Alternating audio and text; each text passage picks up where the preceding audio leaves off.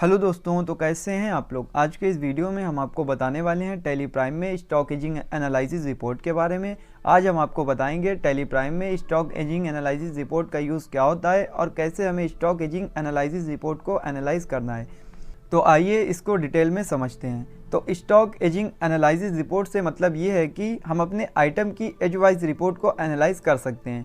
जैसे कि जो हमने गुड्स परचेज़ किया है उसकी मैन्युफैक्चरिंग डेट क्या है, उसकी एक्सपायरी डेट क्या है, वो हमारा स्टॉक कितने दिन में एक्सपायर होने वाला है, ऐसा कौन सा गुड्स है हमारी कंपनी में जो एक्सपायर हो चुका है। तो अपने स्टॉक से रिलेटेड सारी जो हमें इंफॉर्मेशन या जो रिपोर्ट हमें चाहिए होती है वो हमें स्टॉक एजिंग एनालिसिस रिपोर्ट से मिलती है। ज़्यादातर जो स्टॉक एजिंग एनालिसिस रिपोर्ट का यूज़ होता है वो होता है मेडिकल स्टोर अकाउंटिंग में। तो कैसे हमें स्टॉक आइटम को बनाते हुए कौन कौन से ऑप्शन को सेट करना है और कैसे हमें स्टॉक एजिंग एनालिसिस रिपोर्ट का यूज़ करते हुए रिपोर्ट को एनालाइज करना है वो हम समझते हैं। तो दोस्तों, मेरी आपसे रिक्वेस्ट है, अगर आप हमारे इस चैनल पर नए हैं तो चैनल को सब्सक्राइब कीजिए। तो चलिए शुरुआत करते हैं। तो जैसा कि हम आपको बता दें, यहाँ पर आपको दिखा रहा है करंट पीरियड। यहाँ पर हमने एक नई कंपनी बनाई है, name of company stock ageing report के नाम से। तो यहाँ पर सबसे पहले हमें क्या करना होगा, हमें कुछ ऑप्शन को यस कराना है। उसके लिए हमें अपने कीबोर्ड से F11 शॉर्टकट का यूज़ करना है और जैसे हम अपने कीबोर्ड से F11 शॉर्टकट को प्रेस करेंगे तो यहाँ पर हमें आना है शो मोर फीचर्स में। इसको हम करा देंगे यस। यस कराने के बाद में यहाँ पर और हमें ऑप्शन दिख जाएंगे। तो यहाँ पर हमें इंटर प्रेस करते हुए नीचे आना है और यहाँ पर आने के बाद में इनेबल बैचेस, इसको हमें यस करा देना है और उसके बाद में maintain expiry date for batches, इसको भी यस करा देंगे। और इस स्क्रीन को सेव कराने के लिए इंटर का यूज़ करेंगे या कंट्रोल ए से इसको सेव कर लेंगे। तो इसको हम कंट्रोल ए से भी सेव करा सकते हैं। तो ये इस तरीके से ये ऑप्शन हमने यस करा लिए हैं। तो इन दोनों ऑप्शन को आपको यस कराना है। उसके बाद में हम कुछ स्टॉक आइटम को क्रिएट करेंगे। तो स्टॉक आइटम को क्रिएट करने के लिए हमें क्रिएट ऑप्शन पर आना है और उसके बाद में हमें आना है स्टॉक आइटम में। यहाँ पर हम अब स्टॉक आइटम को क्रिएट करेंगे। तो यहाँ पर हम सीधे ही उन आइटम का नाम टाइप करेंगे जो आइटम हम क्रिएट करने वाले हैं। तो यहाँ पर हम सीधे एक स्टॉक आइटम का नाम टाइप कर देते हैं।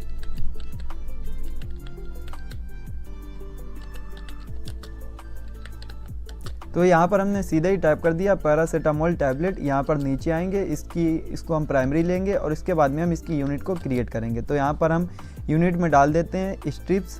तो यहाँ पर हम सीधे ही स्ट्रिप्स डाल देते हैं।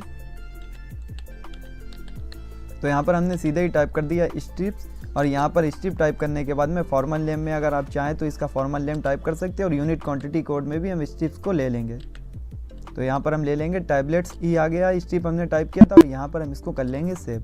सेव करने के बाद में यहाँ पर एडिशनल डिटेल्स में हमें ऑप्शन शो करा रहे हैं मेंटेन इन बैचेस, इसको हम करा देंगे यस। और ट्रैक डेट ऑफ मैन्युफैक्चरिंग, इसको भी करा देंगे यस। और उसके बाद में यूज़ एक्सपायरी डेट्स, इसको भी यस करा देंगे। इसके बाद में अगर आप GST को एप्लीकेबल रखना चाहते हैं तो आप GST को यस करा देंगे, जैसा कि अभी हम GST नो ही रखेंगे और इसको हम कर लेंगे सेव। तो अब यहाँ पर हम एक सिरप बना लेते हैं। तो यहाँ पर हम टाइप कर देते हैं लिप 52, यहाँ पर टाइप कर देते हैं सिरप।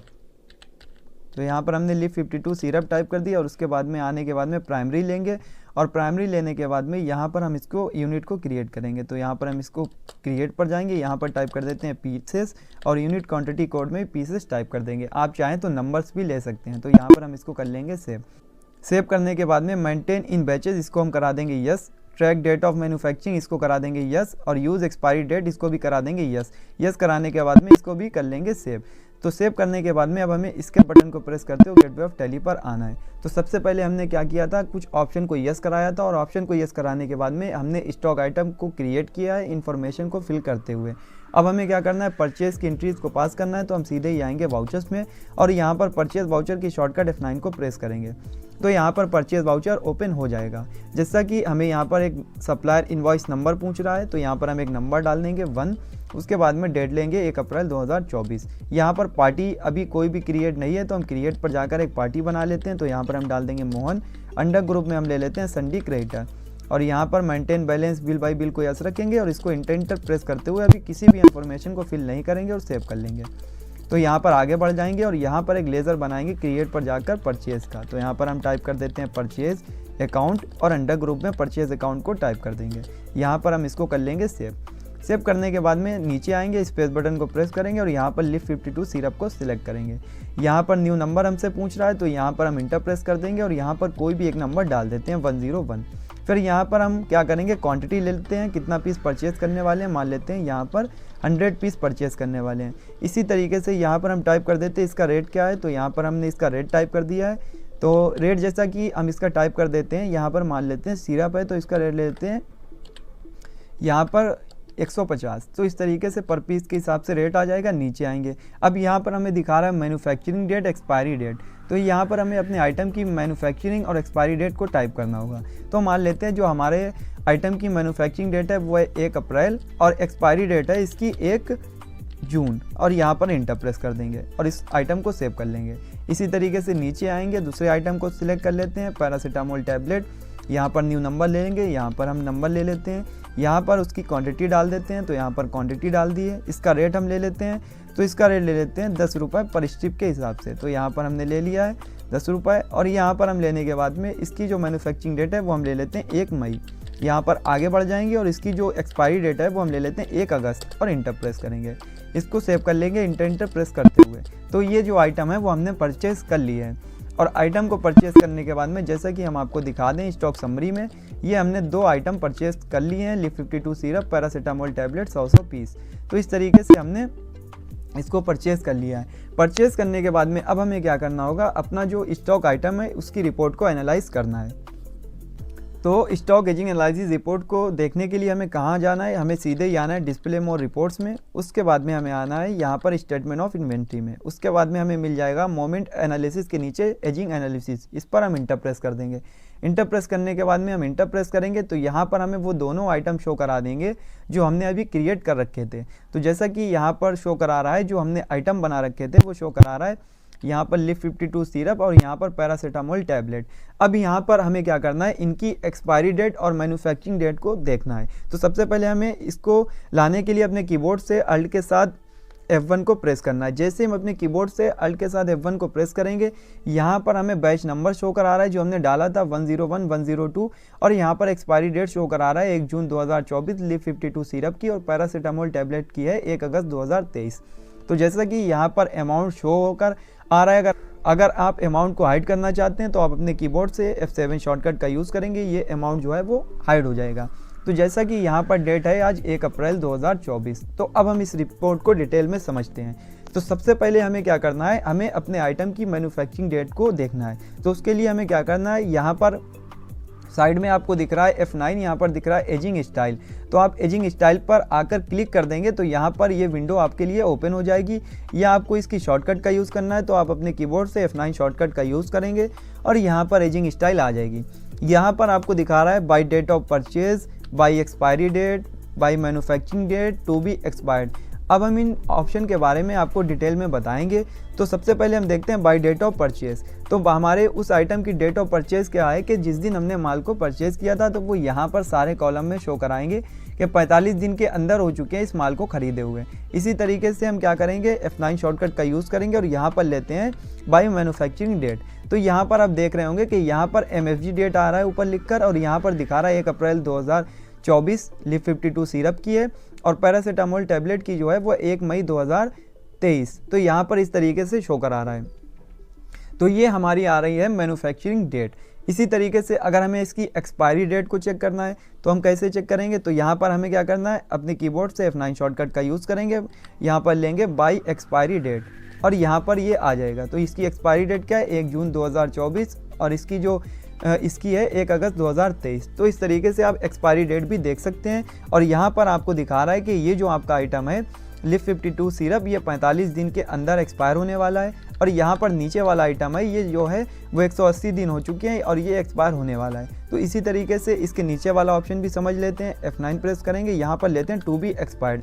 तो टू बी एक्सपायर्ड ऑप्शन से हम इस रिपोर्ट को एनालाइज करेंगे कि हमारा जो आइटम है वो कितने दिन में एक्सपायर होने वाला है। तो यहाँ पर हम इंटर प्रेस करेंगे। तो जैसे ही हमने टू बी एक्सपायर्ड पर इंटर प्रेस किया और जैसा कि यहाँ पर आज डेट है 1 अप्रैल 2024 और इसकी जो अब 1 अप्रैल 2024 इसकी एक्सपायरी डेट है 1 जून और इसकी है 1 अगस्त 2023। तो यहाँ पर दिखा रहा है जो हमारी लिव 52 सिरप है वो 45 से 90 दिन में एक्सपायर होने वाली है और इसे हमें जल्दी से जल्दी सेल आउट करना है और ये वाला जो पैरासीटामोल टैबलेट है ये हमें 45 दिन के अंदर एक्सपायर होने वाली है, तो इसे हमें उससे भी पहले जल्दी सेल आउट करना है। तो हम अपने स्टॉक की रिपोर्ट को देख सकते हैं कि हमारा कौन सा जो स्टॉक है वो एक्सपायर होने वाला है, कितने दिन में एक्सपायर होने वाला है, वो हम यहाँ से चेक करेंगे।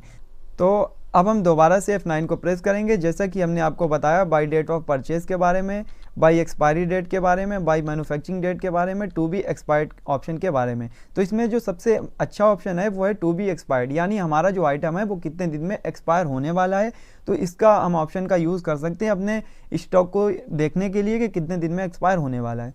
और अब हम आपको बताते हैं कि हमारे कंपनी में ऐसा कौन सा गुड्स है जो एक्सपायर हो चुका है। तो हम आएंगे पहले बाय डेट ऑफ परचेज पर, और यहाँ पर नीचे हमें एक ऑप्शन शो कराएगा शो ओनली एक्सपायर्ड बैचेस, इसको हम करा देंगे यस कराने के बाद में जब इंटर प्रेस करेंगे तो यहाँ पर हमें दिखा रहा है पैरासीटामोल टैबलेट जो हमारा एक्सपायर हो चुका है और 45 दिन हो गए हैं इसे एक्सपायर हुए। तो अगर हम एक आपको दिखाते हैं F9 प्रेस करेंगे, यहाँ पर ले लेते हैं टू बी एक्सपायर्ड और अल्ट F1 को प्रेस करेंगे। तो यहाँ पर जो इसकी डेट है वो है 1 अगस्त 2023 और आज क्या चल रहा है 1 मई 2024। तो इसको एक्सपायर हुए अब दिखा रहा है कि 180 दिन से ऊपर हो गए हैं इसको एक्सपायर हुए। तो इस तरीके से आप अपने स्टॉक की सारी रिपोर्ट को एनालाइज कर सकते हैं और आप अपने बिजनेस को सही तरीके से मेंटेन कर सकते हैं। तो आपको सबसे पहले कौन सा आइटम सेल आउट करना है, कितने दिन में आइटम एक्सपायर होने वाला है, क्या उसकी मैन्युफैक्चरिंग डेट है, क्या एक्सपायरी डेट है। तो इस तरीके से आपको आपके बिजनेस की आर्थिक स्थिति के बारे में पता लग जाएगा।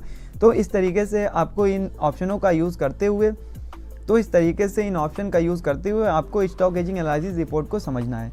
तो अभी हमने जाना है कि हमें हमारे आइटम की मैन्युफैक्चरिंग डेट क्या है, एक्सपायरी डेट क्या है और हमारा आइटम कितने दिन में एक्सपायर होने वाला है, और जो हमारा एक्सपायर आइटम है उसको कैसे चेक करना है। अभी हम इसको दोबारा से वापस ले आते हैं। तो यहाँ पर हम इसके बटन को प्रेस करेंगे, प्राइमरी पर आएंगे, यहाँ पर हम अपने कीबोर्ड से F9 को प्रेस करेंगे और यहाँ पर आते हुए बाय डेट ऑफ परचेज और इसको करा देंगे नो और इसको इंटर प्रेस कर देंगे। तो ये सारे ऑप्शन हमारे वापस आ जाएंगे।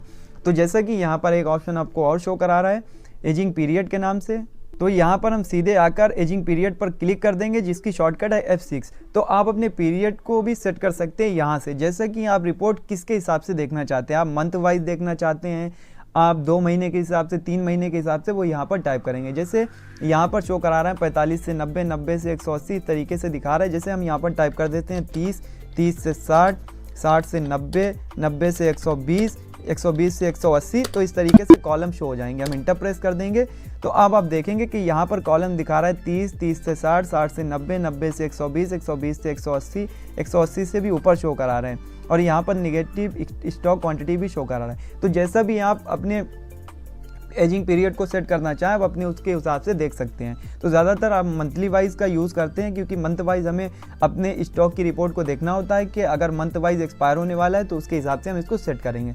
तो आप इसकी शॉर्टकट F6 का भी यूज़ कर सकते हैं और यहाँ से सारे ऑप्शन को सेट कर सकते हैं जैसे भी आप सेट करना चाहें। अगर आपको अपने स्टॉक का अमाउंट को शो करना है तो यहाँ पर अपने कीबोर्ड से F7 शॉर्टकट का यूज़ करेंगे। टोटल जो अमाउंट की स्टॉक की वैल्यू है, जो अमाउंट है वो यहाँ पर शो करा देगा कितने रुपए का ये आइटम हमने खरीदा है। तो आप F7 प्रेस करेंगे, शो हो जाएगा, F7 से हाइड हो जाएगा। तो इस तरीके से आप इसका यूज़ कर सकते हैं। तो जैसा कि यहाँ पर शो करा रहा है कॉलम जिसमें कुछ भी अमाउंट नहीं है, अगर आप इसको डिलीट करना चाहें तो आप इसको डिलीट भी कर सकते हैं। तो आपको यहाँ पर आते हुए डिलीट कॉलम पर क्लिक कर देना या अपने कीबोर्ड से अल्ट के साथ D शॉर्टकट का यूज़ करना। ये जो सारे कॉलम हैं वो डिलीट हो जाएंगे जिनमें कुछ भी नहीं है। तो इस तरीके से आप इसका यूज़ कर सकते हैं डिलीट कॉलम का। तो यहाँ पर आप इसको सिंपली सेलेक्ट करेंगे, यहाँ पर आने के बाद में Alt+D प्रेस करेंगे, ये डिलीट हो जाएगा। फिर सेलेक्ट करेंगे Alt+D डिलीट, यहाँ पर सिलेक्ट करेंगे Alt+D डिलीट। तो इस तरीके से आप इसका यूज़ कर सकते हैं। तो जैसा कि अभी हमने आपको बताया कैसे हमें अपने एक्सपायर गुड्स को देखना है, हमारा ऐसा कौन सा आइटम है जो एक्सपायर होने वाला है, कितने दिन में एक्सपायर होने वाला है, हमारे आइटम की मैन्युफैक्चरिंग डेट क्या है, एक्सपायरी डेट क्या है और बाय डेट ऑफ परचेज क्या है, एजिंग पीरियड को कैसे सेट करना है। तो इस तरीके से आज के वीडियो में हमने आपको बताया स्टॉक एजिंग एनालिसिस रिपोर्ट के बारे में। स्टॉक एजिंग एनालिसिस रिपोर्ट का यूज़ करते हुए कैसे हमें अपनी स्टॉक की रिपोर्ट को एनालाइज करना है। तो आज के वीडियो में फ़िलहाल इतना ही। अगर आप बेसिक से एडवांस लेवल तक की टैली सीखना चाहते हैं, टैली में एक्सपर्ट बनना चाहते हैं तो हमारे चैनल से जुड़े रहिए, क्योंकि हमारे इस चैनल पर आपको बेसिक से एडवांस लेवल तक की टैली की ट्रेनिंग प्रोवाइड की जाएगी। अगर आप सीखना चाहते हैं तो हमारे चैनल से जुड़े रहिए। वीडियो देखने के लिए आपका बहुत बहुत धन्यवाद।